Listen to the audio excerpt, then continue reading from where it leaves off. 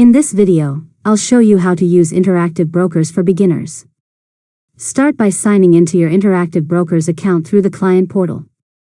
Once you're logged in, take a moment to explore the main dashboard, where you can view your portfolio, account balance, watch lists, and recent activity.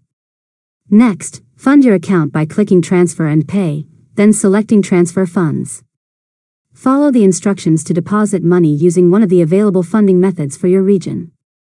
After that, create a watch list by searching for the stocks, exchange-traded funds, or other investments you want to follow.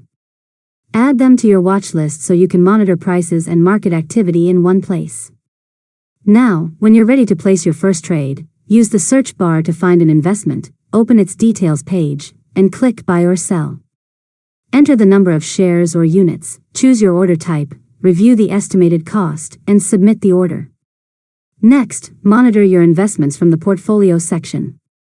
Here you can track your positions, review your gains or losses, and manage any open orders. Finally, use the Performance and Reports section to review your account activity and investment performance over time. As you become more familiar with the platform, you can explore additional tools and features to support your investing goals. And that's it. You've successfully learned how to use interactive brokers for beginners. If you found this tutorial helpful, make sure to subscribe to Learn Mode Lab for more tutorials.